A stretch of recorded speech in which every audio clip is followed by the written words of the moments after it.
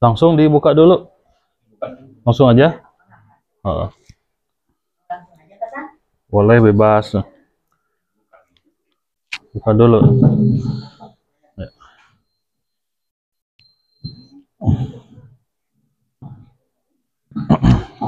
Bismillahirrahmanirrahim. Alhamdulillahilladzi ba'ana sa'adata fid dunya wal akhirah liman amana wa amila al-a'mal as-solihah.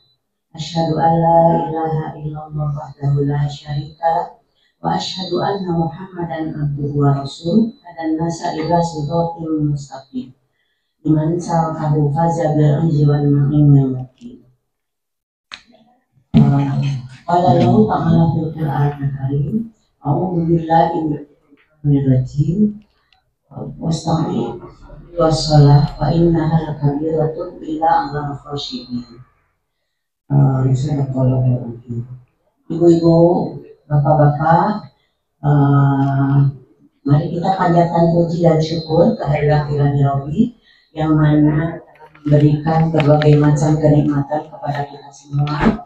Di antaranya nikmat iman, nikmat Islam, nikmat sehat, nikmat kesempatan, sehingga kita semua pada hari ini alhamdulillah bisa hadir di tempat ini dalam keadaan sehat walafiat.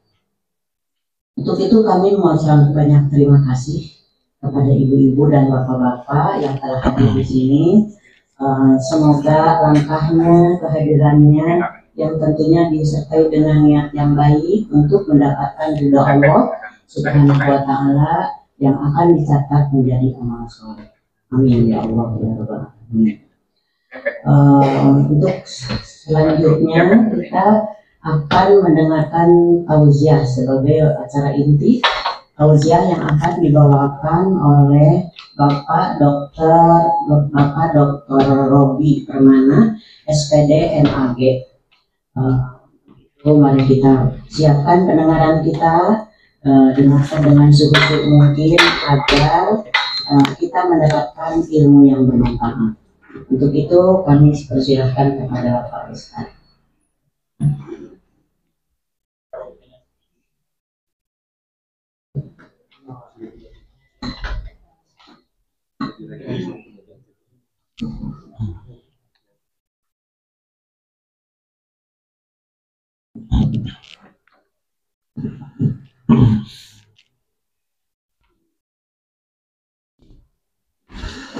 Bismillahirrahmanirrahim.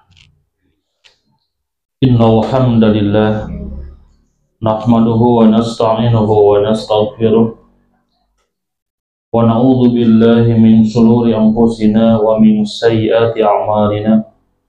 May yahdihillahu fala mudilla lahu wa may yudlil fala hadiya lahu. Wa asyhadu an la ilaha illallah wahdahu la syarika lahu wa asyhadu anna Muhammadan abduhu wa rasuluhu alladzi la nabiyya ba'dah, amma ba'du. Hadirin ikhwatul iman, jamaah pengajian Majelis Al-Bukhari rahimakumullah. Alhamdulillah, dengan izin dan ridha Allah Subhanahu wa Ta'ala, kita berada di satu tempat majelis taklim dalam rangka pengajian dan kajian rutinitas. Mudah-mudahan segala bentuk amal ibadah kita semua menjadikan amal ibadah makbulan, amal ibadah yang diterima oleh Allah Subhanahu wa Ta'ala. Insyaallah untuk kajian sekarang tema yang diambil tentang fikih ujian. Fikih ujian ini saya ambil rangkuman dari kitab Ibnu Jauzi, di mana beliau menyusun satu judul besar di mana adanya tentang ujian atau sebut dengan musibah. Ada musibah, ujian, ada azab. Jadi azab dan ujian itu jelas berbeda. Kalau azab itu khitabnya diberikan kepada orang kafir dan orang-orang yang berlaku maksiat, itu berlaku azab. Untuk orang mukmin bukan azab namanya, tapi ujian. Apa tujuan Allah memberikan ujian kepada orang mukmin? kita bahas sekarang ya. Pertama, Quran surat Al-Baqarah ayat 155 sampai 156. Di sana sebagai mukadimah, Allah akan menguji orang mukmin dari berbagai bentuk ujian. A'udzu billahi minasyaitonir rajim. وَلَنَبْلُوَنَّكُمْ بِشَيْءٍ مِّنَ الْخَوْفِ وَالْجُوعِ وَنَقْصٍ مِّنَ الْأَمْوَالِ. Ayat ini menegaskan, dan sungguh kami akan menguji kalian dengan berbagai macam ujian. Jadi bukan satu macam, bukan. Berbagai macam di sini terkadang tiap-tiap orang ujiannya berbeda begitu. Meskipun sama, tapi intinya beda. Minal khaufi, dari adanya rasa takut, khauf. Jadi rasa takut juga ini merupakan ujian. Sengaja Allah menghadirkan rasa takut dalam diri kita. Takut miskin, takut celaka, takut digigit ular, takut ada kecoa, pokoknya takut jurig, nah, gitu ya, siun ku jurig, ya, gitu ya.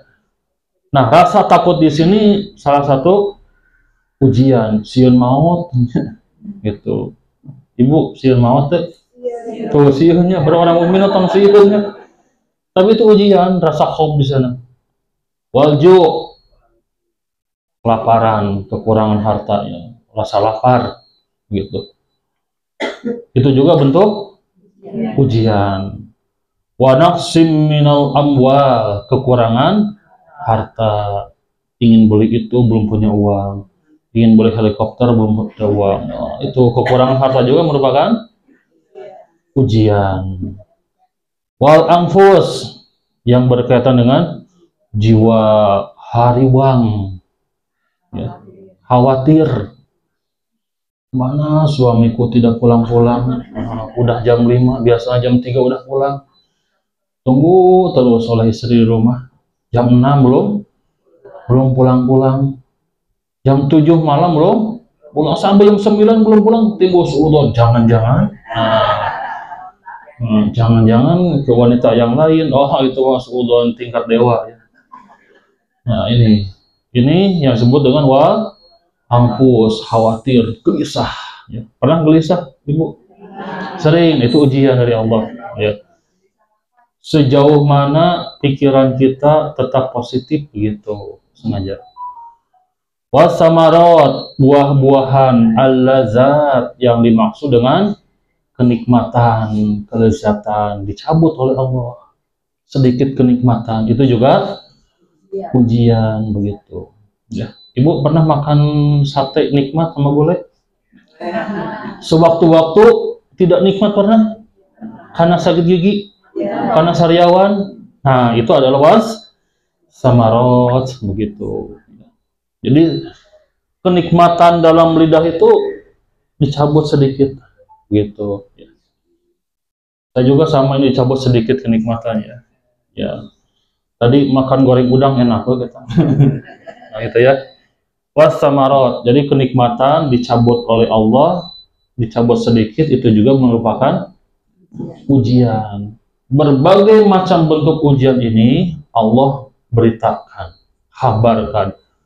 Wabasyiris sabirin, berikanlah kabar gembira kepada orang mukmin yang aku uji kepada mereka dan mereka tetap bersabar, tenang.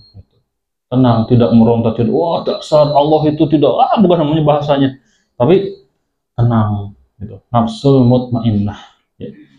Tenang, ini ujian dari Allah, ujian tidak akan lama, suatu saat pasti akan hilang, gitu ya, tenang. Jadi disikapi dengan husnudzon. Kemudian berdoa, di mana orang-orang yang diberi ujian oleh Allah, kata Allah, dia selalu berdoa, inna lillahi wa inna ilaihi raji'un, itu doanya. Bukan ayeuna maut itu, bukan. Lagi ada yang sakit. Siapa yang sakit? Ibu Ida cenah sakit, innalillahi wa inna ilaihi raji'un. Da teu maot henteu cenah. Nah, eta mah tara ngaji gitu. Jadi innalillahi wa inna ilaihi raji'un itu adalah doa bagi orang yang kena musibah begitu. Bukan doa untuk yang meninggal, bukan ya. Gitu. Jadi innalillahi wa inna ilaihi raji'un. Inna, sesungguhnya kami, apa yang ada dalam diri kami semuanya, lillahi itu milik Allah. Penglihatan, pendengaran, kesehatan, penyakit, harta, semuanya. Waktu juga milik Allah. Wa inna ilaihi raji'un. Semua milik Allah itu akan kembali lagi kepada Allah. Ketika kita sakit, kembalikan kepada Allah. Ketika kita bahagia, banyak harta, sehat, uang banyak, makanan banyak, bahagia tidak? Bahagia, kembalikan kepada Allah. Alhamdulillah, begitu caranya. Itulah cara bersyukur. Kemudian ada pertanyaan, di mana pertanyaan ini disampaikan oleh Imam Ibnu Qayyim juga menulis tentang musibah itu ujian atau azab begitu. Ya. Nah, penjelasan Syekh bin Baz rahimahullah menjelaskan 2 poin. Pertama, terkadang seseorang diuji oleh Allah karena dosa dan maksiat yang ia kerjakan. Nah, itu yang pertama. Jadi ujian Allah berikan kepada orang mukmin dikarenakan ada agamanya Islam tapi berbuat dosa maksiat, ada tidak? Banyak ya. Maka hukumannya disegerakan oleh Allah. Begitu. Disegerakan hukumannya. Ujian ini berlaku untuk orang beriman. Namun orang beriman tersebut berlaku maksiat. Agamanya Islam tapi pernah menipu orang lain. Pernah berbohong. Uniko, usaha nipu kolot. Unisa, usaha nipu salaki gitu kan. Gitu. Itu nanti ada pertanyaan, Ustaz, gimana kalau ngebohong pada suami?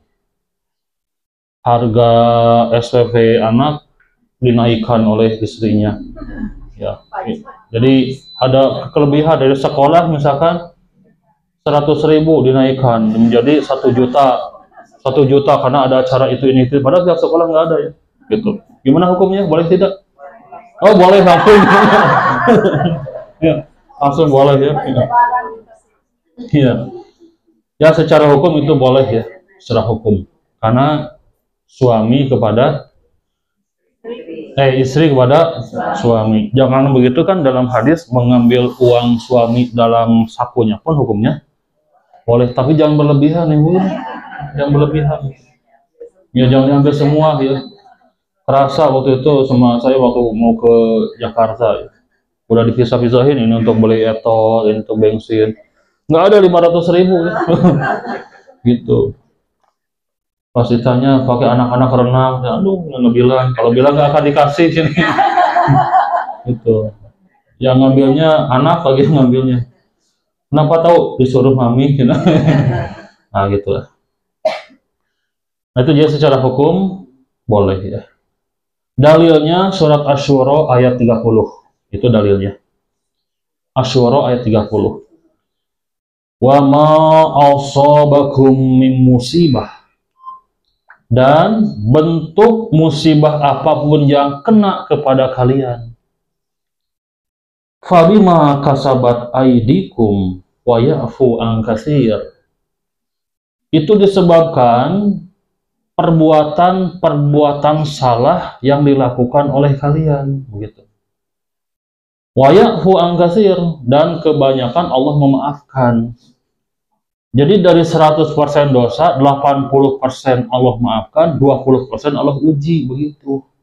Itulah Rahman dan Rahimnya Allah, begitu. Nah, jadi poin yang pertama, ujian Allah kepada kita itu bisa terjadi kemungkinan kita punya kesalahan gitu, tanpa kita sadari. Punya dosa, baik dosa disengaja ataupun tidak sengaja, maka datanglah musibah ujian begitu. Tujuannya untuk menghapus dosa begitu. Ya. Bayafu kalimatnya, masih ingat dulu saya pernah menerangkan di sini, afun dan ghafurun bedanya apa? Masih ingat tidak? Afun. Afun itu memaafkan, artinya menghapus. Ya. Masih ada sisa dosa tidak? Tidak, karena afun ya. Afun itu. Jadi afun. Afun itu menghapus, membersihkan. Kalau ghafur, mighfar itu menutup. Dosa itu misalkan akhir ini dosa ya. Nah, mighfar itu ghafur, maghfirah itu ditutup. Nah, jadi dosanya tidak ada, tertutup. Dengan maghfirah Allah, ditutup dosanya. Salat, saum itu bisa menutup dosa. Dalilnya kan banyak. Kita sering man shoma ramadhana imanan wa ihtisaban ghufira lahu ma taqaddama min dzanbihi. Itu hadisnya banyak ya. Ghufira. Diampuni. Saum menutup dosa begitu. Kalau ikhlas saumnya.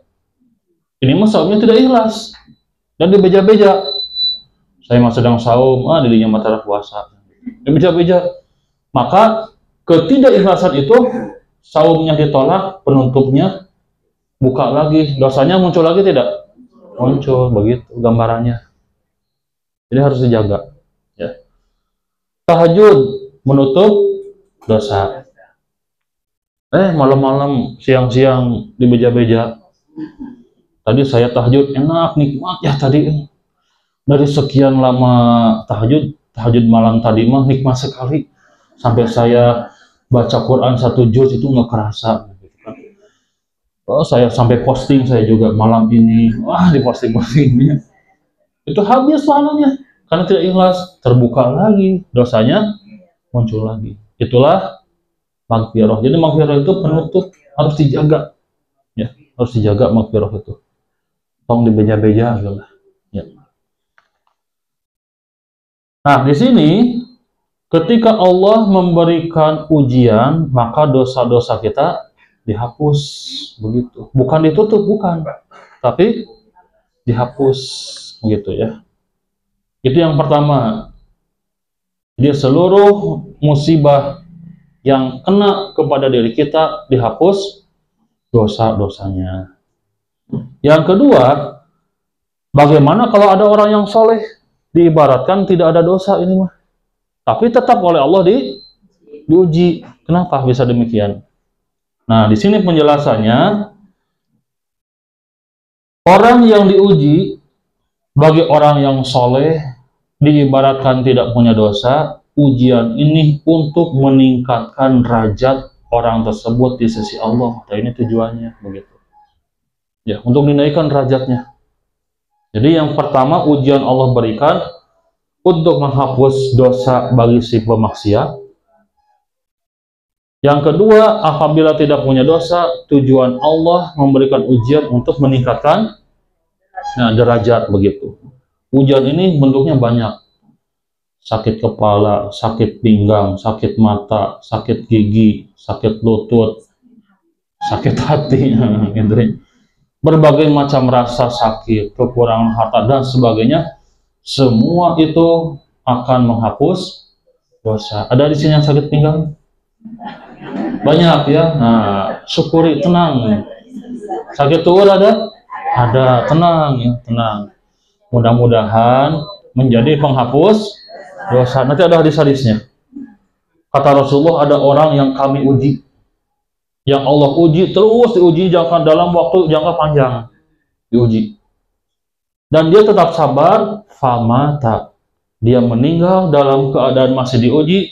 Kata Rasulullah, bersih dosa-dosanya ibarat bayi yang baru dilahirkan. Gitu. Bersih dosanya. Gitu.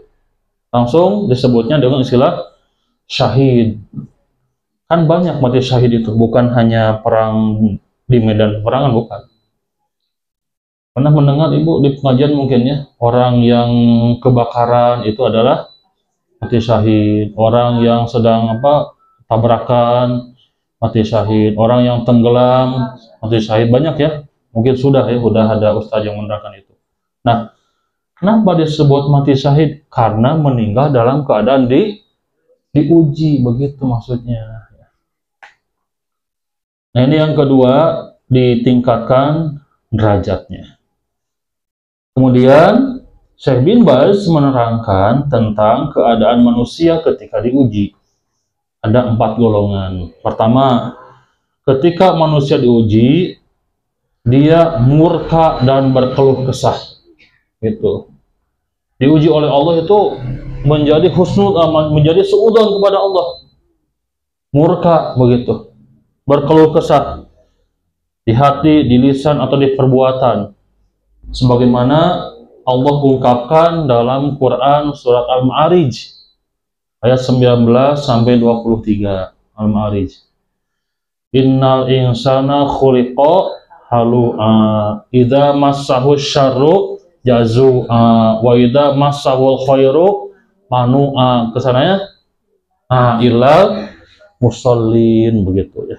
Nah, Al-Ma'arij ayat ke-19 dan seterusnya ini menerangkan tentang ada sebagian orang ketika diberi ujian itu dia berkeluh kesah.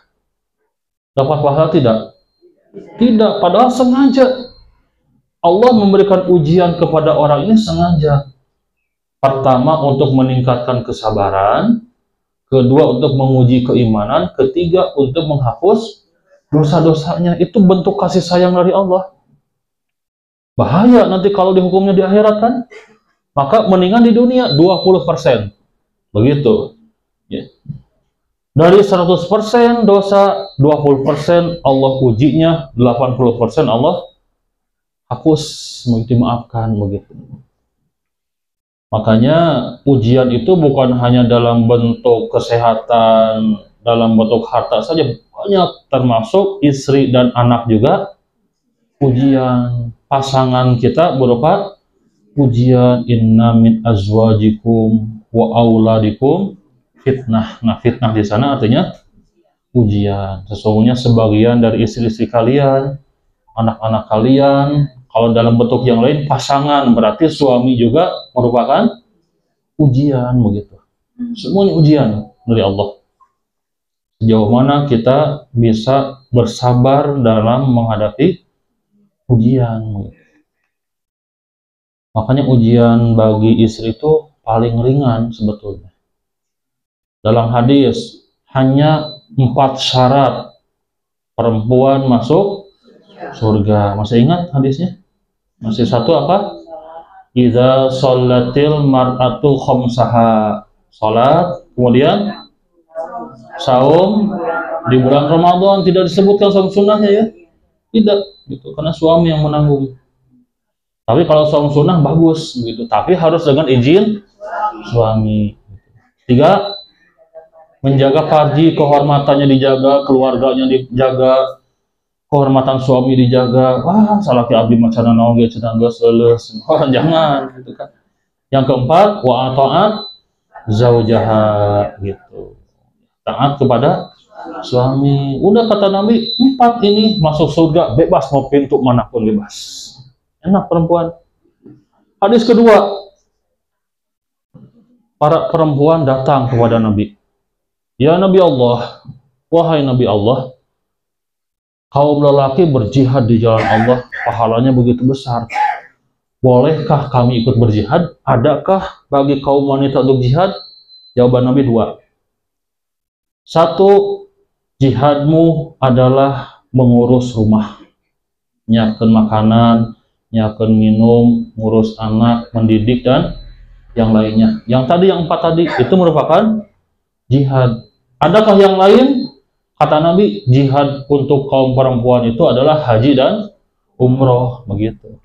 Ya simpel-simpel, beda dengan laki-laki. Wah, laki-laki mah. Tugas istri pada suami berapa? Ada berapa? Cara masuk surga, tugas istri kepada suami apa? 1, taat saja. Ya. Iya, 1 kata Nabi. Istri taat pada suami udah masuk surga, gitu. Tapi tugas suami kepada istri memberi makan, memberi minum, memberi pakaian, memberikan perhiasan, sampai ada hadis disunahkan memberikan perhiasan kula sanatin tiap tahun. Tapi ini jarang saya kemukakan karena merugikan kaum laki-laki ya. Gitu. Ini menguntungkan kaum perempuan. Ya. Jadi jarang saya sebutkan, sembunyikan dulu nih bahaya nih. Nah, gitu kan. Tapi bocor di sini ya. Gitu. Memberikan perhiasan, mengajak main, bersenang-senang, gitu kan. Wah, banyak sekali tugas suami. Askinuhuna min haitsu sakantum, rumah diberi rumah yang nyaman, bukan rumah biasa tapi rumah yang nyaman tuh. Wah, tugas suami otak pusing. Ditambah di rumah diomelan wae itu kan. Nah, itu ujian betul. Ujiannya berat ya. Gitu. Nah, inilah yang disebut dengan fitnah atau ujian begitu. Jadi simpel perempuan. Satu juga berat tapi ya, taat pada suami itu. Ini berat banget ya. Padahal naon hasena tinggal taatnya gitu. Iya, naon hasena gitu kan. Kan kata Rasulullah begini, suami selama suami ini soleh, selalu memberikan kebutuhan, kebaikan, dan selama suami ini tidak melanggar aturan Allah, taat saja. Istri mendapatkan surga. Ini madasa soleh nasalaki tetap gitu nya. Suami istri tanya ngelawan gitu nya. Ini jadi ini merupakan ujian bagi istri untuk selalu taat pada suami. Nanti ada hadis yang nanti ini dijelaskan. Hadis tentang ketika istri menyeret keluarganya ke neraka, itu ada. Nanti kita jelaskan. Ini terlalu panjang hadisnya dan ada 10 penyebabnya. Salah satunya menahan kebaikan suami kepada orang tuanya, gitu. Jadi suami itu tidak boleh berbuat baik kepada orang tuanya, ditahan oleh istrinya. Tolong, gitu. Ada di sini nggak? Jangan ya, naudzubillah. Itu istri yang menyeret keluarganya ke neraka. Suami ngasih ke orang tuanya sendiri menjadi masalah. Gitu.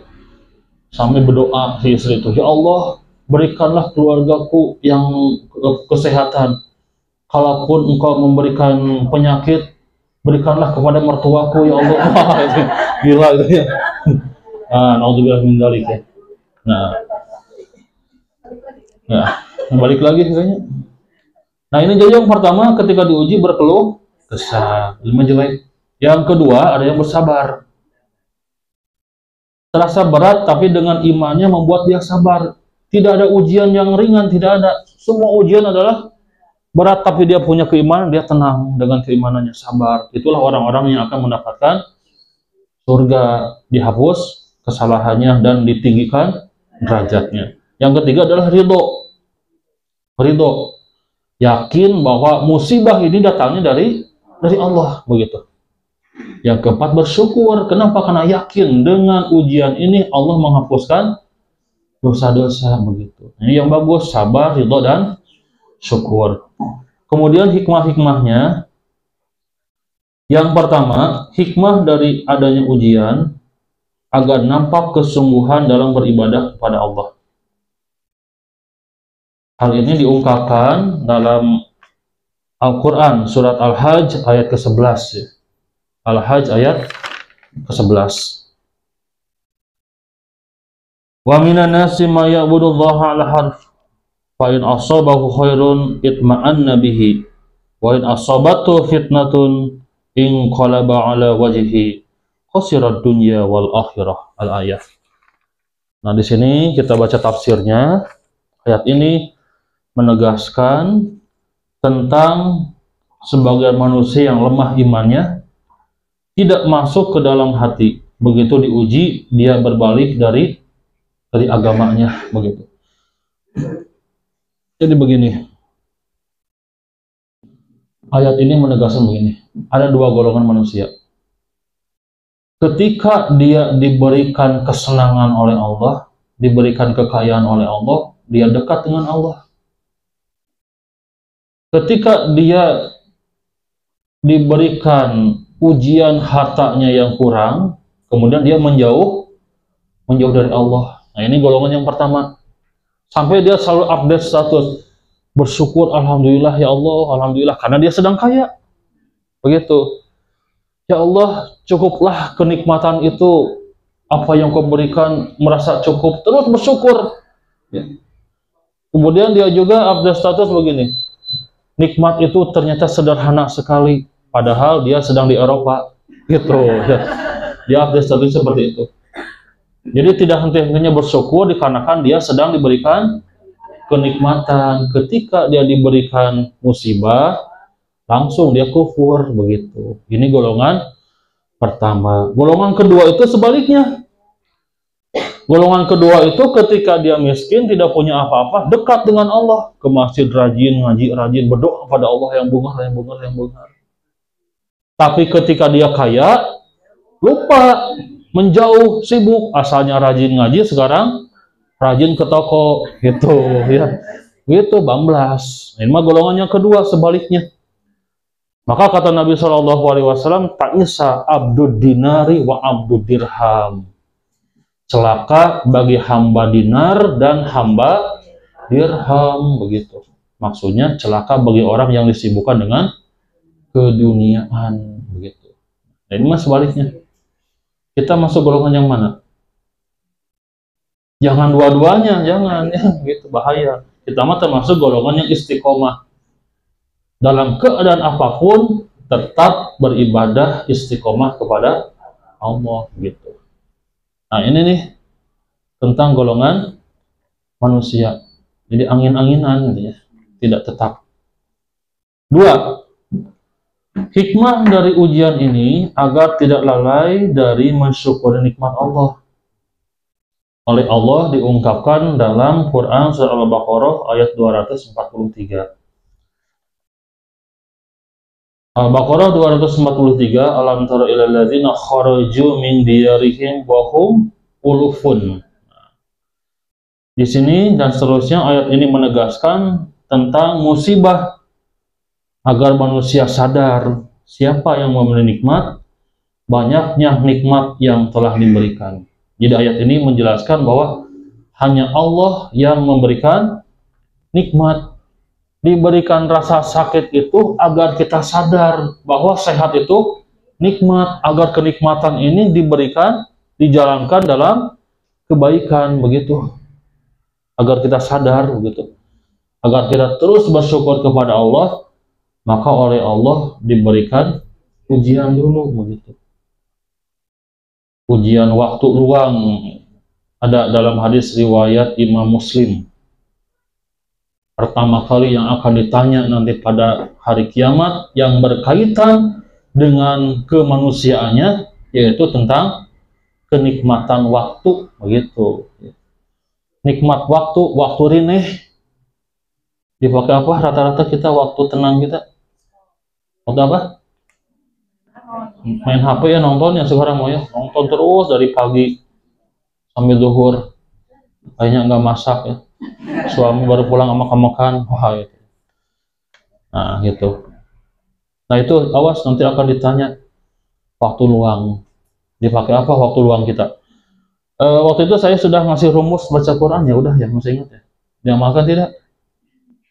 Rumus khatam Quran masih ingat? Lupa lagi? Rumus khatam Al-Quran itu satu hari itu minimal 5 menit. Ya. Masih ingat? 5 menit itu cukup 1 lembar. 1 lembar itu 5 menit dengan bacaan tenang. Kalau saya 3 menit udah 1 lembar 3 menit. Dengan agak dipercepat. Ya. Kita ambil 5 menit 1 lembar. Al-Quran itu ada 306 halaman. 604 halaman. Berarti dibagi 2 ada 302 halaman. Jadi rumusnya sehari memaksakan, membiasakan 5 menit baca Quran 1 lembar, itu umumnya Ramadan ke Ramadan sudah khatam begitu. Kalau continue 1 menit 5 menit saja, sanggup tidak 5 menit? Ada waktu tidak? Malasnya. Nah, itu nggak dipakai. Sehari 5 menit memaksakan 1 lembar 5 menit saja. Itu Ramadan ke Ramadan itu khatam, 1 tahun itu khatam 1 kali Al-Quran itu khatam dibaca. Continue terus saja. Ya, itu continue. Dan itu rumus bagi pemalas. Ya, itu rumus bagi pemalas. Begitu. Jadi pemalas itu 1 tahun 1 kali khatamnya. Ya, khatamnya 1 tahun 1 kali. Kalau nggak khatam-khatam bagaimana? Nah, gitu ya. Jadi yang Allah lebih sukai pada diri hamba itu adalah continue-nya, dawamnya. Wa in qalla, walaupun sedikit. Dari 24 jam 5 menit saja gitu. Itu sudah mewakili gitu semuanya ya. Maha Pemurah ya Allah ya. Gitu. Nanti kita akan ditanya tentang waktu luang kita, itu sudah terjawab dengan 5 menit semuanya. Dari 24 jam terjawab, terwakili semuanya dengan 5 menit, Masya Allah ya. Gitu. Jadi jangan bablas. Bablas 1 hari tidak baca Quran, awas hati-hati, itu akan dipinta pertanggungjawabannya. Jadi paksakan 5 menit 1 hari ya, 1 lembar ya, 1 lembar. Berarti kalau 2 lembar 1 hari 2 lembar berarti 1 tahun 2 kali khatam begitu ya. Itu jadi lawan kemalasan kita ya, lawan. Nah itu. Nah, kemudian yang ketiganya, menyingkap hakikat dunia yang fana dan penuh derita. Kenikmatan dunia bersifat sementara. Saya sering menulis buku dengan menulisnya laas namanya ya. Laas. Laas itu sesuatu yang tidak abadi. Surat Al-Qasas ayat ke-60. Artinya, wa ma utitum min syai'in famata'ul hayatid dunya wa zinatuha wa ma inallahi khairu wa abqa afala taqilun. Al-Qasas 60 ini Allah menjelaskan berkaitan dengan ujian bahwa manusia tidak akan sehat selamanya. Manusia tidak akan sakit selamanya. Manusia tidak miskin selamanya. Manusia tidak kaya selamanya. Semuanya itu berputar, begitu kata Allah ya, berputar. Maka ujian di sini pergunakanlah ujian Allah untuk meyakini akidah bahwa segala sesuatu itu ada yang mengaturnya begitu.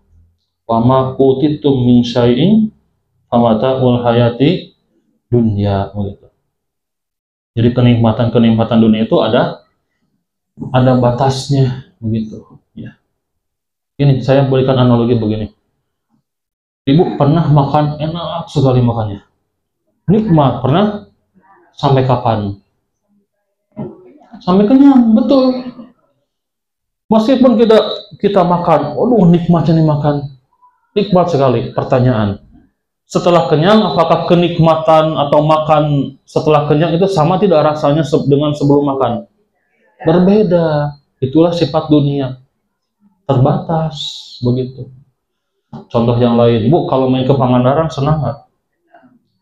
Hotelnya indah sekali hotelnya. Langsung di sini, yuk kita main, berangkat semuanya, semangat dan merasakan kenikmatan main di Pangandaran. Pertanyaan, sampai kapan nikmatnya? Ya, sampai kapan? Baru aja 1 hari, gerah panas, udah nggak enak.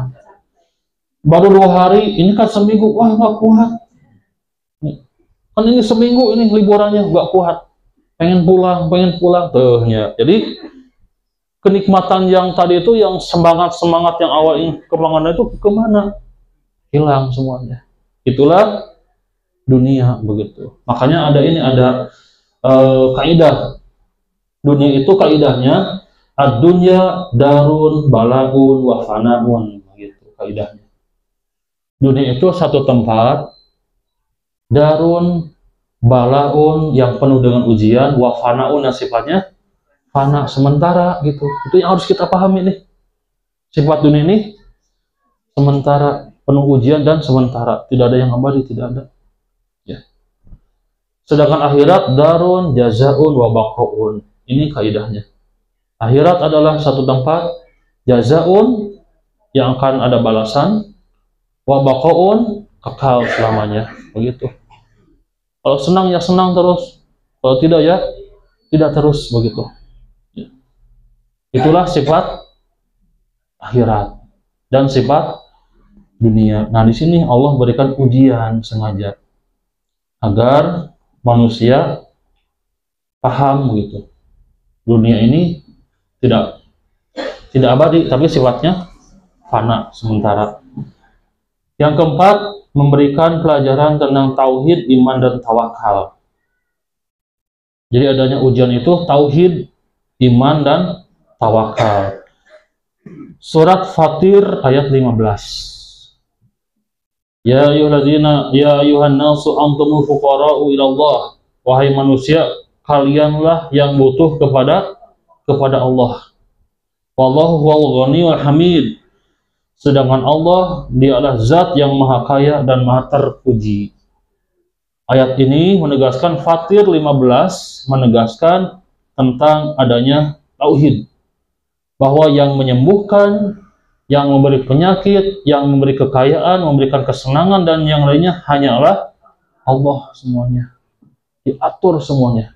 Nah, ayat ini menegaskan ujian mengajarkan kita agar bertauhid, beriman, dan bertawakal.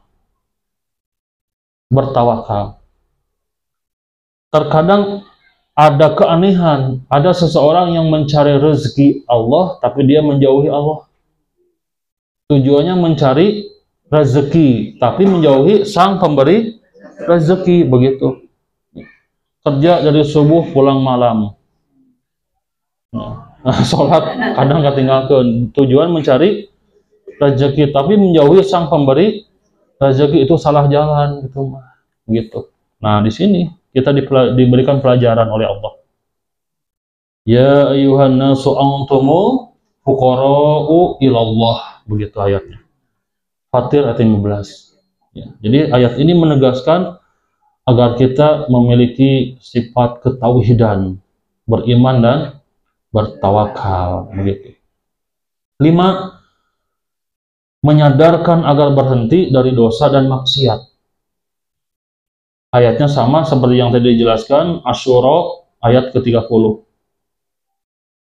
Yaitu adanya dosa-dosa atau adanya musibah itu tiada lain untuk menghapus dosa-dosa, menghapus kesalahan-kesalahan, menghapus kekurangan-kekurangan kita, khilaf dan dosa kita yang sering kita lakukan, semuanya dihapus dengan ujian, begitu. Dihapus dengan ujian.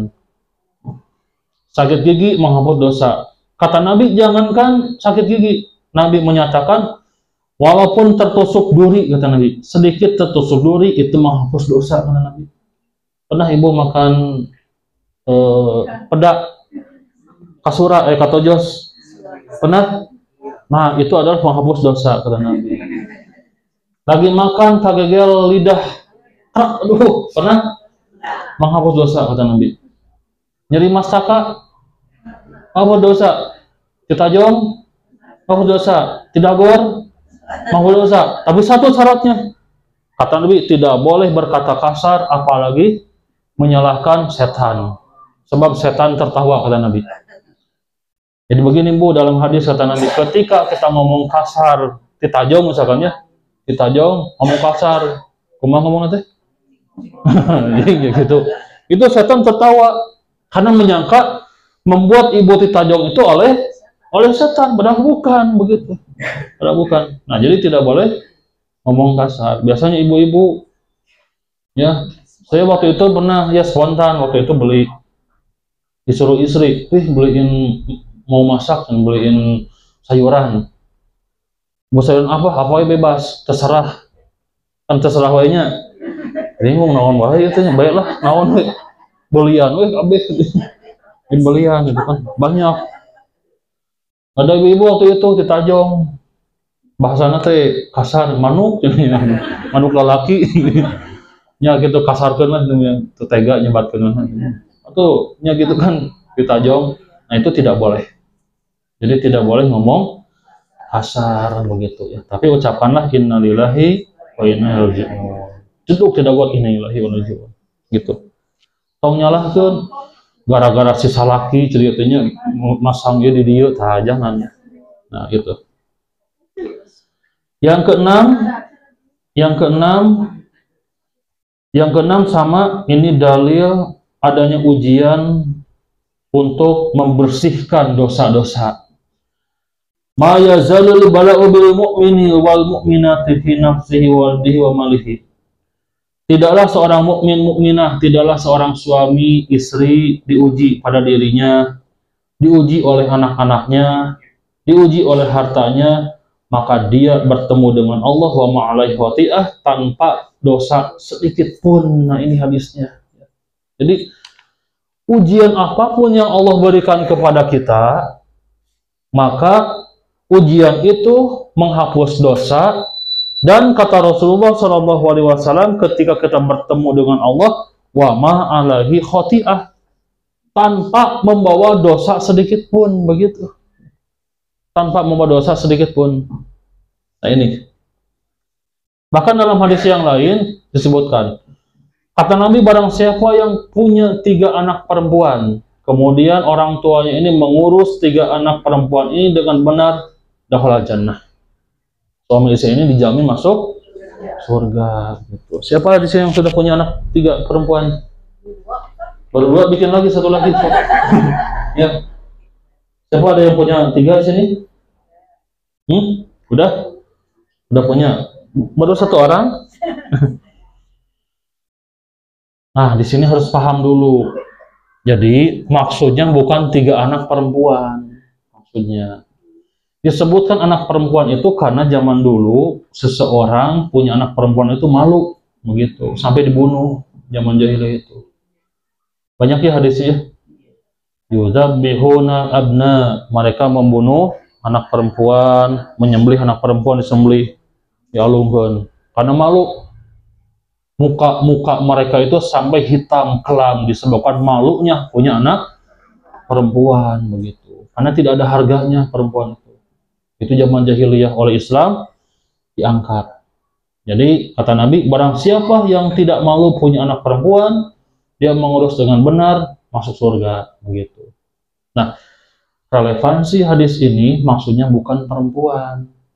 Barang siapa yang punya anak, kemudian mengurus anak-anaknya dengan benar, orang tua ini dijamin masuk surga. Ada sahabat yang nanya, ya Rasulullah, bagaimana orang yang tidak punya anak?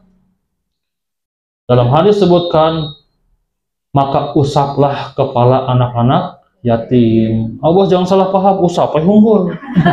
Ayah anak yatim dia tuh usap, datang ke panti asuhan, usap, hiji-hiji diusap, dakhala jannah, masuk surga. Bukan begitu maksudnya.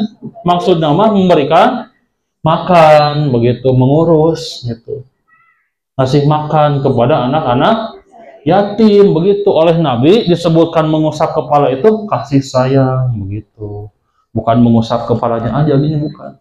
Itu ya hadis maksudnya. Nah, kemudian selanjutnya terakhir yang ke-10, iya, yang ke-7 berarti mendengarkan ya, sengaja ini ya. Yang ke-7,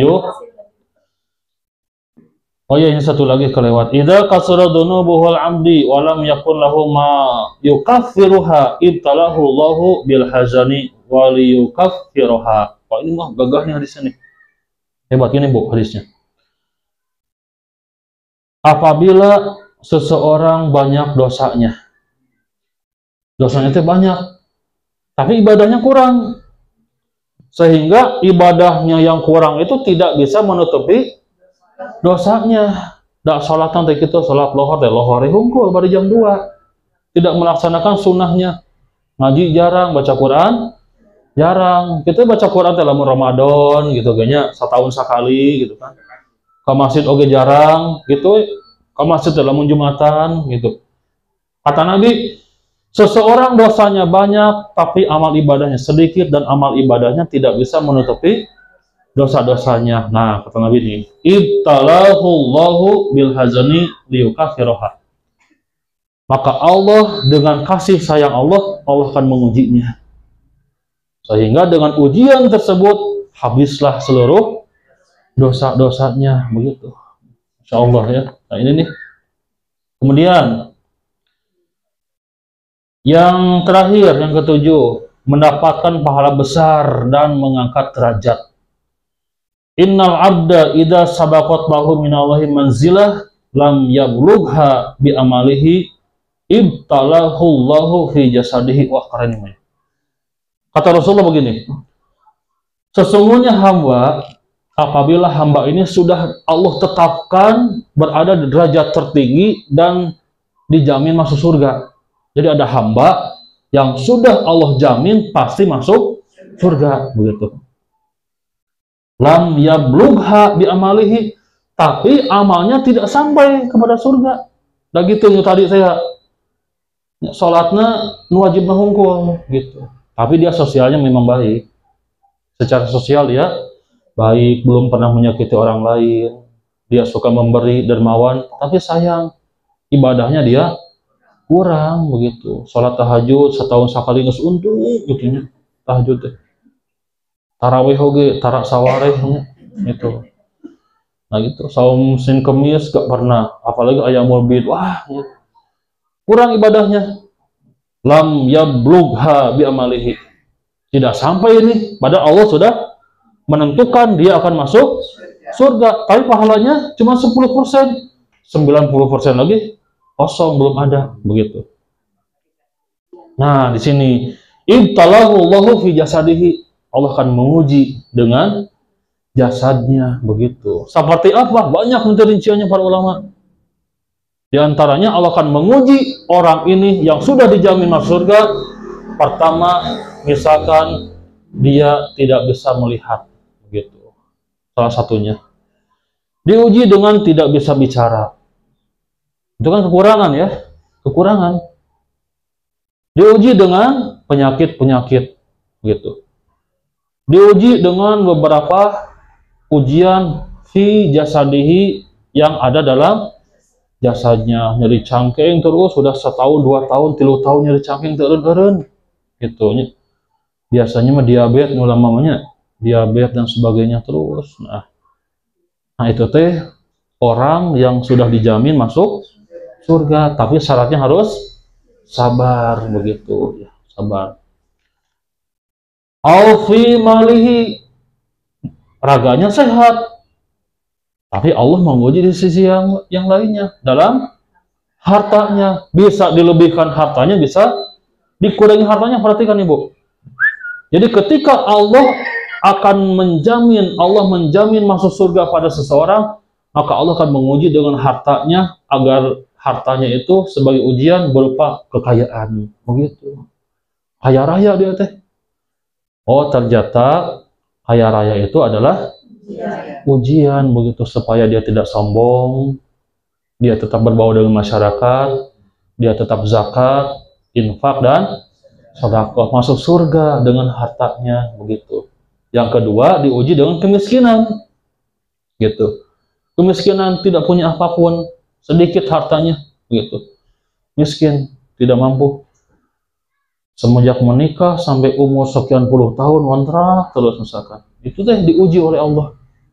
Ketika dia sabar, dia akan mendapatkan jaminan masuk surga. Jadi kaya ujian, miskin ujian. Milih mana? Kaya tuhnya, mending kaya itu. Gitu. Nah ini aufi malihi, aufi waladihi. Gitu.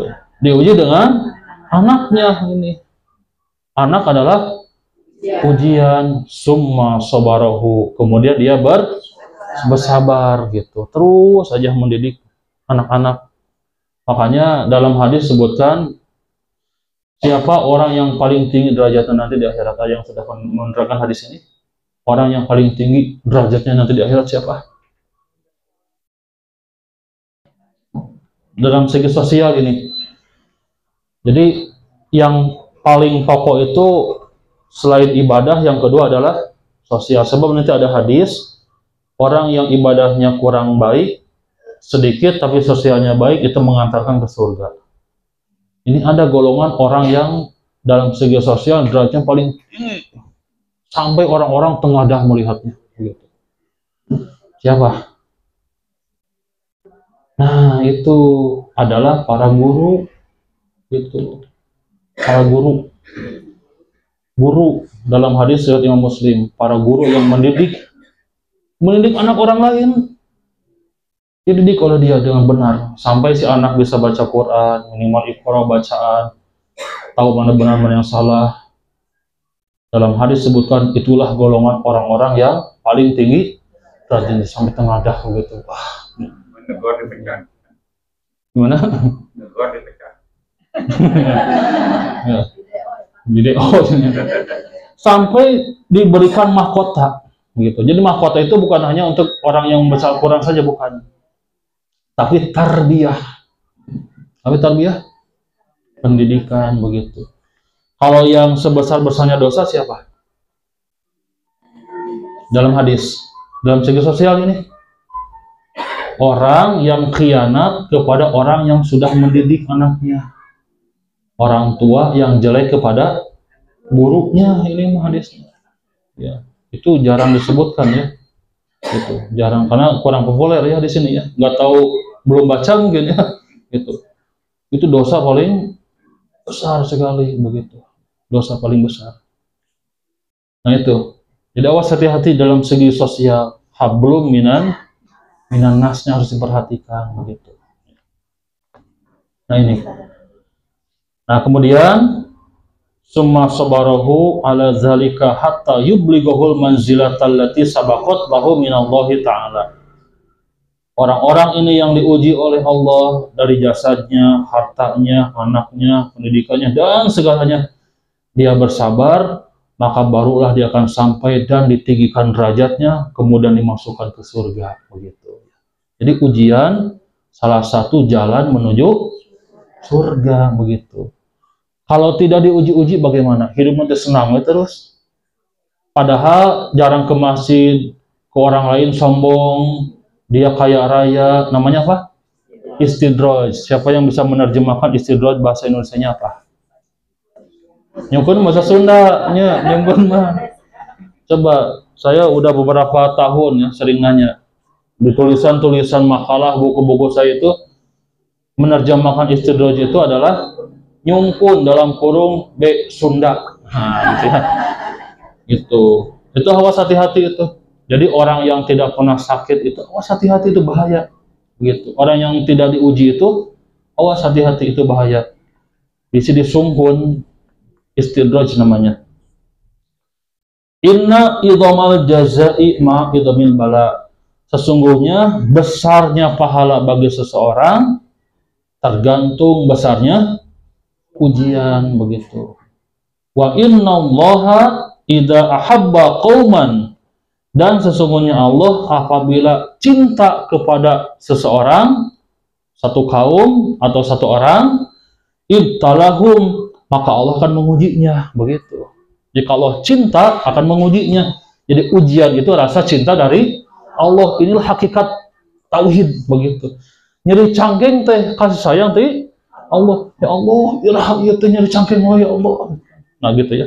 Tapi kita harus tenang begitu ya, tenang.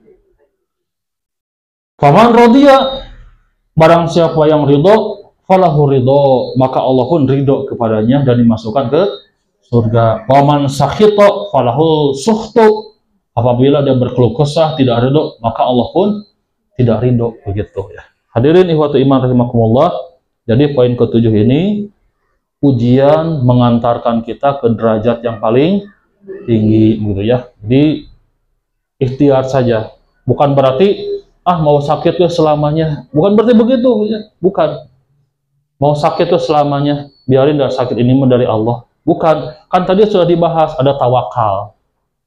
Silakan yang sakit berobat begitu. Nah, dengan berobatnya itu tawakalnya, ikhtiarnya itu mendapatkan pahala juga begitu. Jadi bukan berarti diem aja, biarin mau sakit selamanya gitu kan.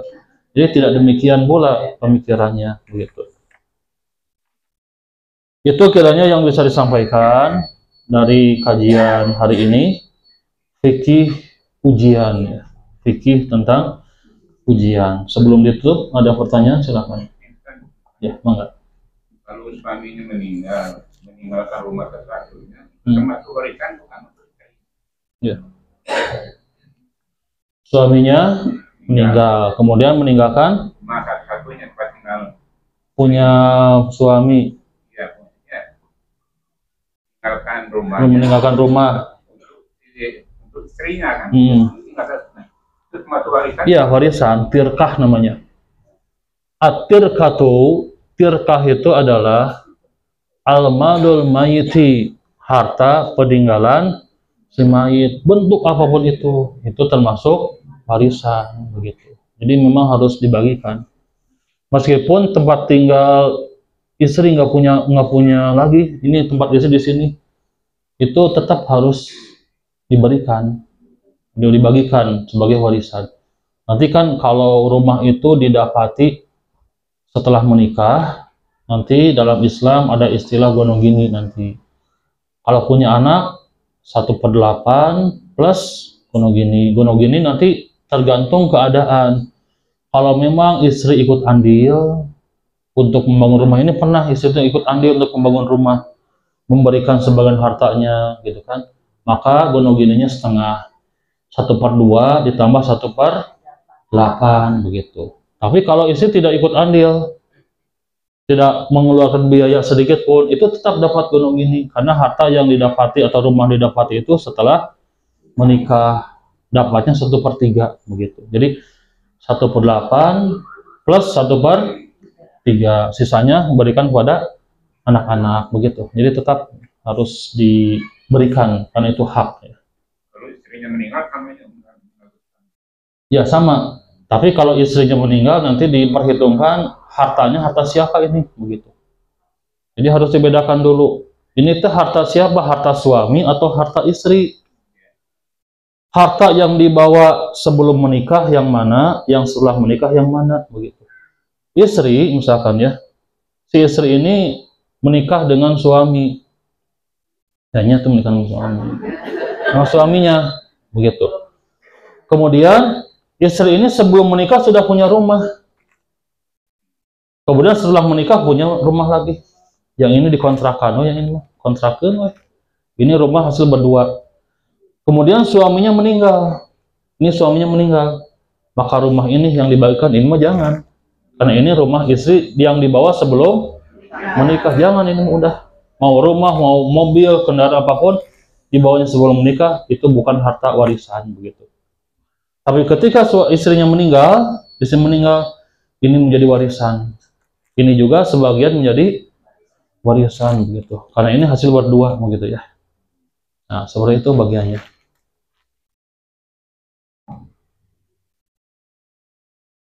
Ya, mangga.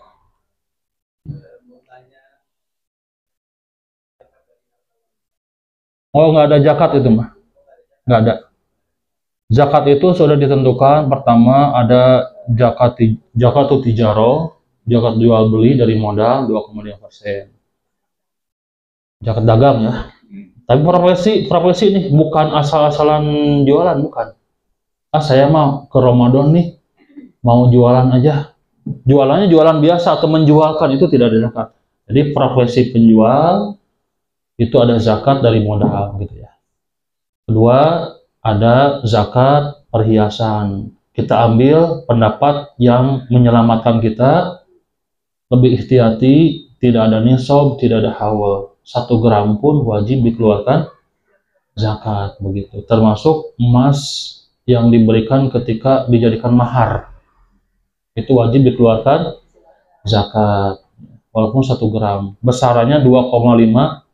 yang meluar Gitu. Yang makan boleh, kalau udah suami istri boleh suaminya gitu. Misalkan istri nggak mahar juga, misalkan istri sekarang beli emas 50 gram, zakatin dong oleh Fakri, ini kan mami beli emas 50 gram, zakatnya oleh suaminya, boleh tidak? Boleh gitu ya. Ya boleh.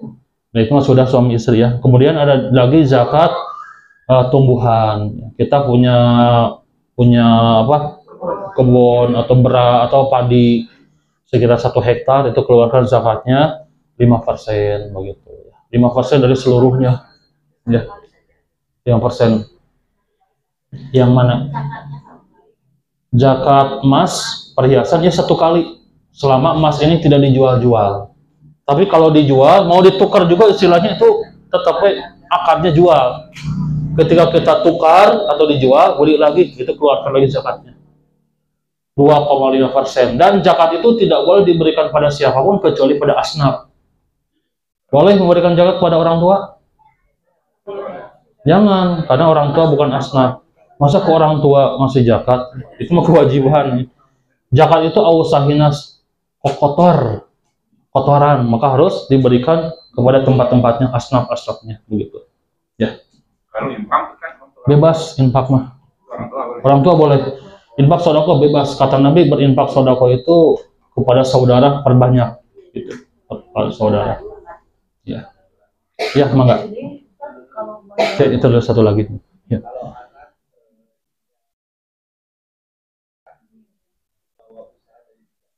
Hmm. Hmm.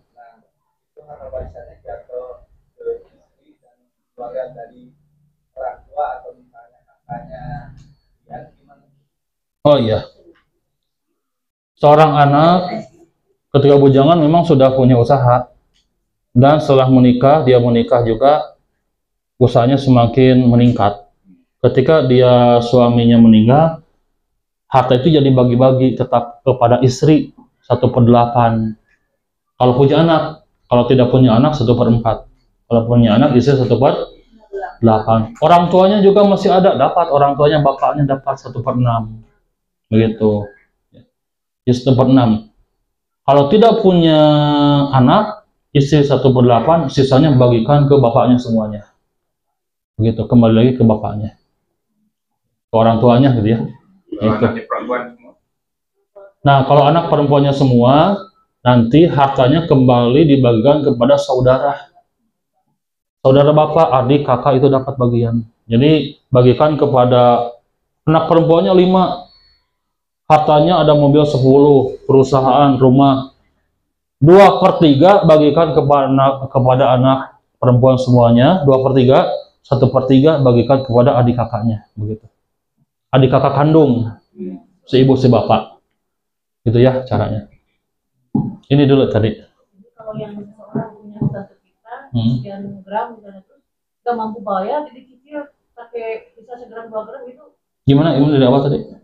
Ada misalnya seorang yang punya hutang ke kita, sekian gram misalnya, terus karena nggak mampu dibayar lagi sama emas 1 gram 2 gram dicicil. Kan yang bayar ke kita 1 gram 2 gram itu kita kan dijual lagi, diwajib keluarin zakat nggak? Nah, itu bagus pertanyaannya. Ini tergantung akad. Kita meminjamkan emas, meminjamkan uang, meminjamkan emas. Kalau sudah meminjamkan emas, maka itu sudah perpindahan hak milik. Perpindahan hak milik begitu ya. Jadi kita punya emas 10 gram dipinjamkan. Itu. Kita kan sudah melakukan zakatnya dari awal ya. Maka yang wajib mengeluarkan zakat orang tersebut yang meminjam. Dia bayarkan zakat dulu 25%, kemudian dia gunakan gitu. Dan ketika dia mengembalikan secara dicicil, itu tidak zakat lagi begitu. Tidak ada gitu. Kalau saran saya, nanti meminjamkan emas itu dibayarnya dengan emas lagi. Kalaupun mau dengan harga, harus mengikuti harga emas yang sekarang begitu. Misalkan meminjamkan emas yang harganya 1 juta, hampir 5 bulan belum bayar-bayar, sekarang sudah 1,5 juta 1 gram. Kalau dia membayar yang masih 1 juta atau yang 1,5 juta, 1,5 juta begitu ya. pakai uang seharga dengan emas kan? Iya, boleh begitu. Tapi harus seharga dengan emas. Hanya kalau saran saya itu pinjam emas itu dibayarnya jangan dicicil. Kalau saran saya itu. Karena emas itu kan berbeda ya dengan uang begitu. Jadi kalau saran saya selalu ini juga banyak pertanyaan seperti ini. Mendingan kalau mau meminjamkan emas nanti dibayarnya dengan emas begitu dan sekalian. Dan jangan berkata begini, mau pinjam uang misalkan. Oh saya nggak punya uang, punya juga emas 10 gram. Kebetulan saudara kita itu butuh uangnya 10 juta. 10 gram berarti 10 juta. Jadi dihargakannya dengan uang. Nih saya punya emas, harganya 10 juta. Ini saya pinjamkan 10 juta tapi emas.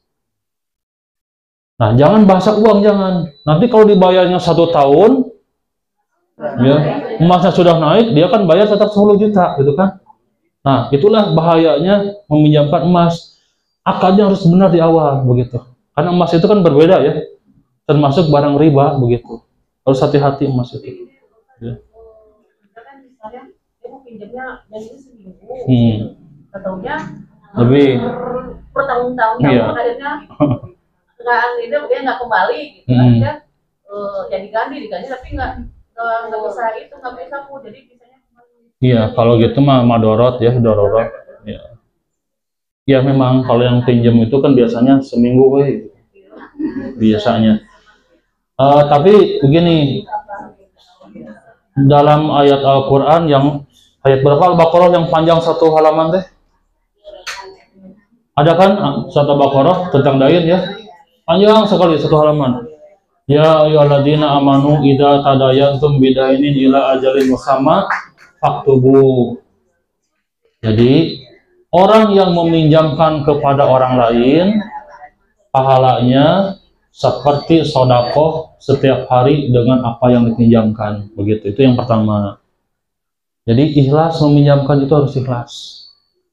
Kedua, apabila yang meminjam belum bisa bayar, kata Allah, fanadhiratun ila maisarah. Begitu. Berikanlah jangka tempo waktu sok irahawe mayana gitu. Itu yang kedua. Yang ketiga, ingatkan dia, bisa hilap, diingatkan. Tapi diingatkan dia sok ngamuknya. Tapi diingatkan saja, itu harus diingatkan begitu. Keempat, kalau dia benar-benar tidak mampu, ini benar-benar tidak mampu, jangankan bayar hutang, untuk makan pun tidak bisa. Nah, kata Allah, fasodakotun khairul lakum. Disodakokan itu lebih utama, tapi jangan asal mensodakokan bisi kebiasaan begitu. Pinjam, sodakokeun beres. Pinjam lagi kalancukna beres. Pinjam lagi ka adikna beres. Pinjam lagi ka uwana. Wah, keluarga itu mah jadi ilmunya tempat peminjaman. Nah itu. Jadi kalimat fasodakotun khairul lakum itu harus lihat dulu kondisi itu orangnya begitu ya. Itu Al-Quran. Kemudian dibayar dengan cara dicicil itu tidak mengapa. Kata Rasulullah, man kana lahu dainun, barang siapa yang punya hutang, dia berniat ingin membayarnya, maka oleh Allah akan dilancarkan niat untuk membayarnya. Begitu. Diniatkan saja dulu ingin membayar, begitu ya. Mana tadi teh? Oh itu dulu ya. Saya Bu.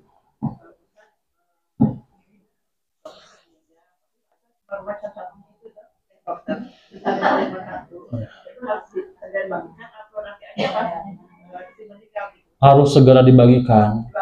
Iya. Harus segera. Tapi bukan berarti dijual, bukan. Minimal ada angkanya. Gitu. Ya, jadi tidak boleh menunda-nunda barang warisan. Kalau banyak menunda barang warisan, almarhum tidak akan tenang gitu.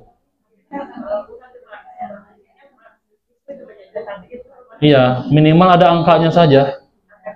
Angkanya begini, misalkan ibu anak berapa misalkan? 4, laki-laki semua. 1 perempuan, laki-laki 3. Jadi sudah ada bagian saja. Tanahnya berapa tumbak? Nanti Ibu dapat 1/8, sekian tumbak kali 1 bagi 8, sekian tumbak dapatnya gitu. Anaknya 3 laki-laki, 1 perempuan, berarti dibagi 7 nanti hitungannya, karena laki-laki 2, lizzakari mislu hadil unsayain, itu dalilnya dibagi 7 nanti. Oh laki-laki ini, laki-laki anak ke-1 laki-laki, anak kedua, anak ketiga laki-laki, sekian tumbak, sekian tumbak, sekian tumbak. Anak perempuan sekian tumbak, itu angkatannya sudah ada. Nah, anak-anak punya hak di sini. Anak laki-laki ini sekian tumbak, ini sekian tumbak, ini sekian tumbak, anak perempuan sekian tumbak, ibu mendapatkan sekian tumbak gitu. Yang penting ada itunya aja dulu, ada angkanya udah keluar. Urusan ditempati bebas, itu masih milik bersama. Kenapa? Karena kata Nabi, harta anak adalah harta orang tuanya, begitu. Jadi meskipun itu ada hak anak sekian tumbak, boleh, tetap boleh ditempati oleh orang tuanya, begitu hadisnya. Jadi minimal ada angka-angkanya dulu, almarhum tenang, begitu. Kan almarhum di kuburan, di alam kubur itu gelisah gara-gara harta warisannya belum dibagikan, begitu, gelisah, tidak tenang gitu. Jadi belum ada pembagiannya, jadi minimal ada pembagian, begitu ya. Ditakutkan nanti salah bagi warisnya, ketika istrinya meninggal anak-anaknya dibagi rata, nanti itu tidak boleh. Kalau mau dibagi rata, saran saya begini, pertama hitung dulu secara agama. Ini secara agama dapat segini. Misalkan anak perempuannya yang keempat si bungsu misalkan. Anak ke-1, kedua, ketiga laki-laki sudah sukses semuanya, sudah usaha. Anak keempat si perempuan, anak si bungsu misalkan mendapatkan sedikit, ya, mendapatkan 1 bagian. Setelah diberikan secara agama sudah beres. Nah, yang kedua akadnya hibah, itu boleh, begitu. Kata anak laki-laki, saya hibah, saya hibah, disamaratakan dengan akad hibah, boleh tidak? Boleh itu mah, gitu. Ya, jadi perhitungan awal mah harus secara agama dulu, gitu ya. Kalau harta orang tuanya diambil sama anak yang banyak. Oh enggak ada keterangan seperti itu. Itu mah nanti hitung-hitungan. Ya. Jadi tetap saja anak yang banyak membantu itu menjadi waladun solihun saja, sebagai kewajiban dia mengurus kepada orang tuanya, dan dia akan diberikan keberkahan, dilancarkan dalam rezekinya, begitu.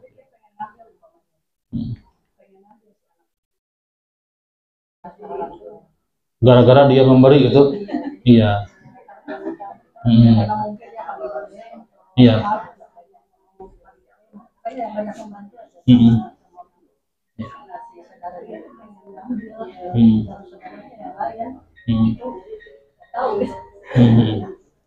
Nanti kalau akadnya memberi itu tidak boleh diambil, karena kata Nabi, barang siapa yang memberi kemudian mengambil lagi, maka orang yang mengambil setelah memberi seperti anjing yang muntah kemudian dimakan lagi muntahnya, begitu kata Nabi ibaratnya.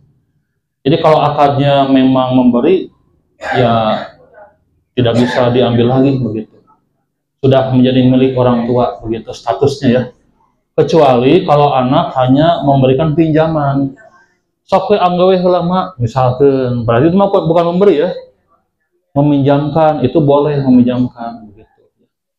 Beri saya misalkan beli tanah di sana, sok mah anggawe lah tanah, gitu kan. Sok anggawe bari dibangun sekarang, gitu. Jadi akadnya bukan memberi, tapi ini rumah orang tua, misalkan di pinggirnya butuh buat taman, sok anggawe lah hijikeun we, senang bumi mama hijikeun, gitu kan.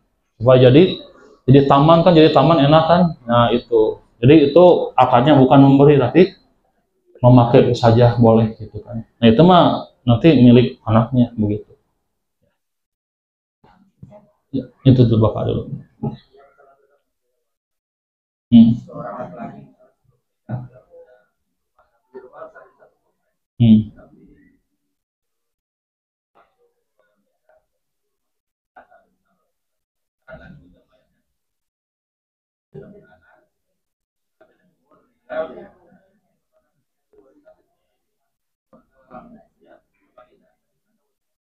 Keluarga keluarga siapa?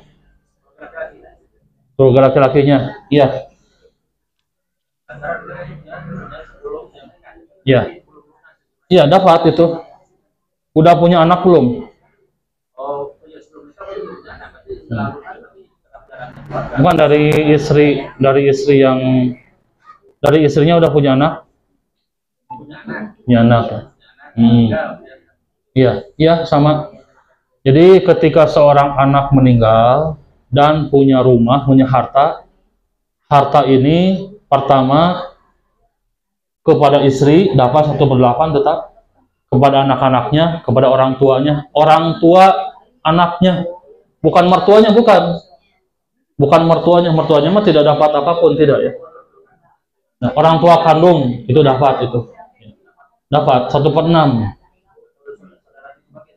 Saudara kebagian apabila tidak punya anak laki-laki gitu. Kalau punya anak laki-laki, saudara adik kakaknya tidak dapat waris, terhalang oleh anak laki-laki.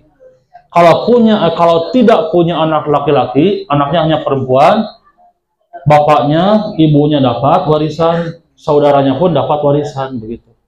Kalau tidak punya anak laki-laki begitu. Biasanya kalau bab waris banyak langsung nelpon atau nge-WA saya biasanya. Soalnya kan pusing ya, gitu. Dan biasanya saya jarang ngitung di HP. Saya minta kumpulkan keluarganya semuanya begitu. Supaya jelas gitu ya. Itu kalau saya cara penghitungannya supaya tahu gitu ya. Jadi jangan ada satu keluarga pun yang tidak hadir gitu. Jadi harus hadir semuanya. Apalagi perusahaannya atau hartanya banyak begitu ya. Yang paling pusing itu hartanya sudah habis karena terlalu lama tidak dibagikan. Kayak itu sawah yang di Burujo, tahu yang ada sawah kan? Itu punya yang di sini bukan punya jamaah saya itu yang di Pepabri itu di sana. Ya. Ada Pepabri jalan Kembang Lid ya. Itu sudah 5 turunan belum dibagikan, baru kemarin dibagikan. Jamaah saya suka ngaji di sana. Yang itu tuh yang Burujo ada sawah kan, rumah Haji Asep PSD ya. Di sini kan ada sawah yang pakai lapang sepak bola ya gitu. Itu udah hampir berapa turunan ya. Jadi bagian bagus baru sekarang. Bahkan ahli warisnya sudah meninggal lagi. Ya, ahli warisnya sudah meninggal lagi terus saja gitu. Ditahan. Ada orang yang menahannya gitu ya. Nah, itu ya. Itu kacau sekali. Termasuk keluarga mertua di sini ya. Yang di Cibuntu itu ya. Sampai sekarang belum dibagikan warisnya. Yang Maoneng Akidimyati Jalan Jadun ya. Jalan Jadun itu mertua. Sampai sekarang itu belum dibagikan itu. Yang pabrik tahu di Cibuntu ya. Sampai sekarang udah berapa turunan itu ya. Nah, seperti itu. Padahal tidak boleh menunda-nunda warisan, itu dosa hukumnya. Ya, tidak boleh. Jadi harus segera dibagikan walaupun angka-angkanya yang keluar begitu. Angka-angkanya dulu yang keluar, bagian-bagiannya. Nah ini banyak kali pun Iya. menuju bagi. Hanya belum beberapa hari ini dari. Oh iya. Ada yang minta buru-buru ada itu kan. Itu ya. Sekali yang bawaannya sebelum menikah jadi nggak kebagian saudara laki-laki. Iya, nggak kebagian. Kalau punya anak laki-laki begitu. Jadi kalau punya anak laki-laki, saudara, adik kakak ya, itu tidak dapat warisan. Iya. Ya, tapi nih catatan nih. Ya, catatan Bu, perhatikan Bu. Perhatikan. Allah berfirman dalam surat Al-Maidah tentang warisan itu Al-Maidah ya.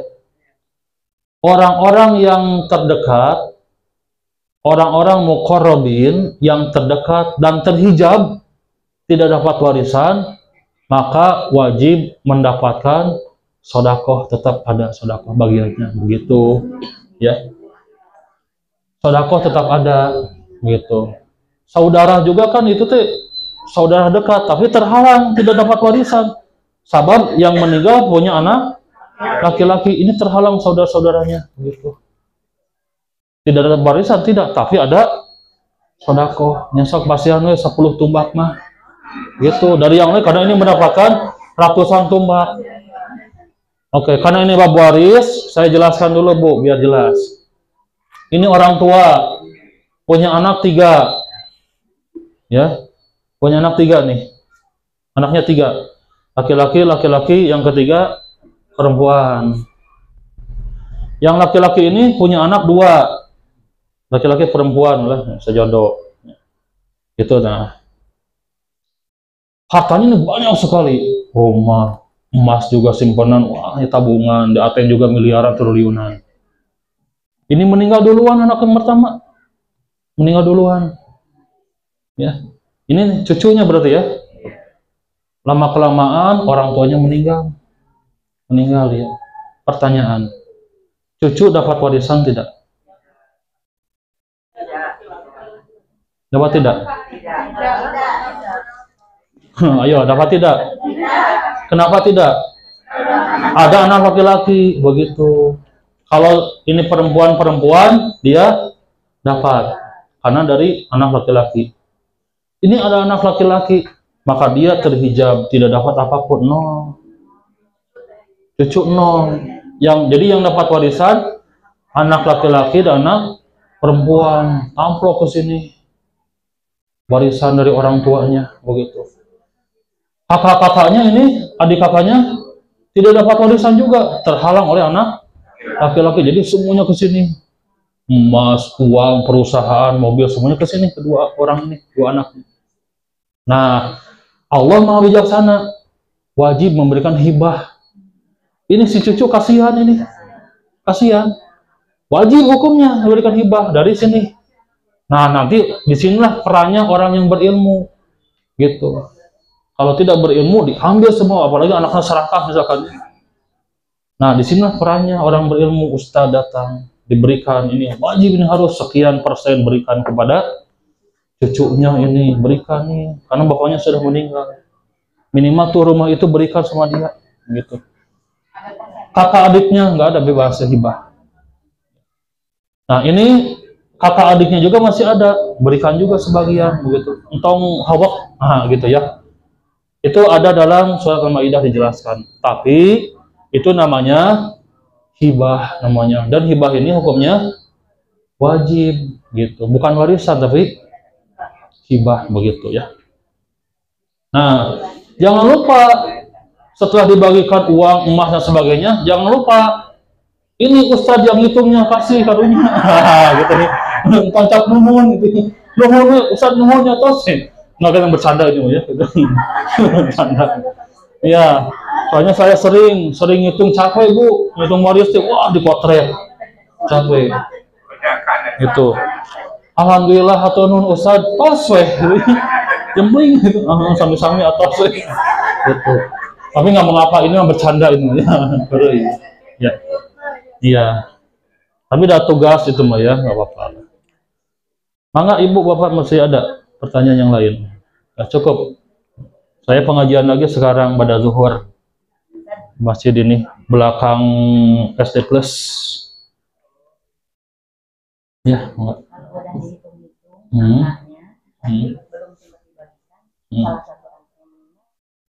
Ya, berarti dia miliknya aja tetap. Nah, ini pentingnya ini nih. Ini pentingnya kenapa harus dihitung dulu begitu. Ditakutkan salah satu ahli warisnya meninggal lagi padahal hartanya belum dibagikan. Ini pentingnya begitu. Tetap bagiannya ada ya, tetap ada bagiannya. Ini meninggal tapi belum menikah.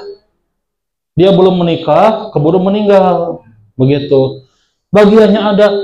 Si bagiannya ini dibagikan lagi jadi warisan lagi, begitu caranya. Kalau masih ada orang tuanya, kembali semuanya pada orang tuanya semuanya. Tidak ada terkecuali semuanya. Kalau orang tuanya sudah tidak ada, nanti pada saudara-saudaranya dibagikannya begitu. Kalau yang udah meninggal, bagiannya ke anak. Kalau punya anak, bagian yang belum dibagikan, ya bisa ke anak-anaknya kalau sudah meninggal. Gitu.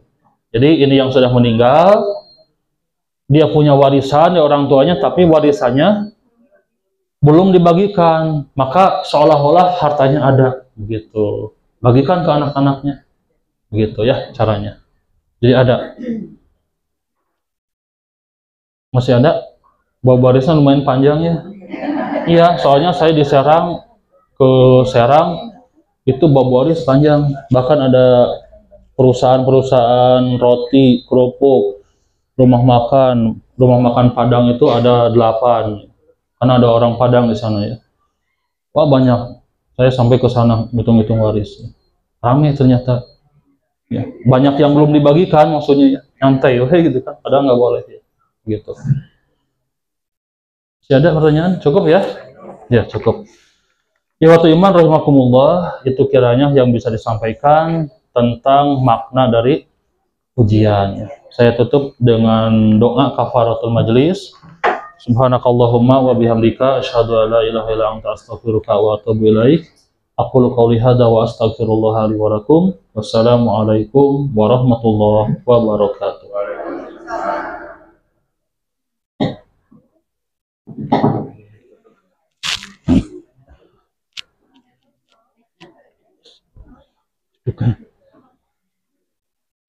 Wah.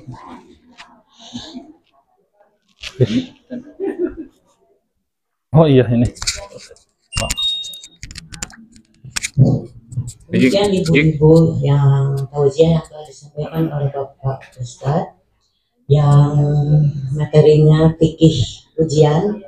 Semoga kita bisa menambah ilmu mengenai ujian ini.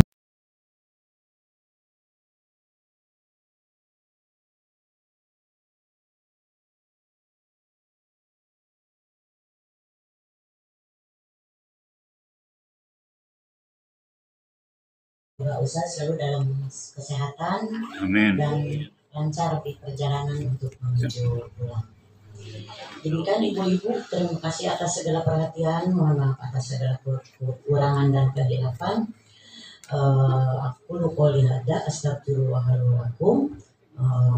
Wassalamualaikum warahmatullahi wabarakatuh.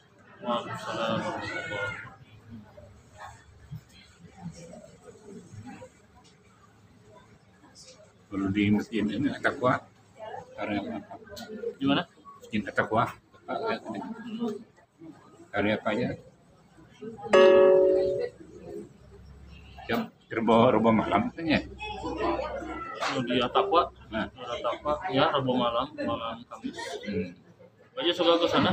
buka dulu, belum masih sakit sekali. Jatuh Iya aja, di tangga. tangga ya.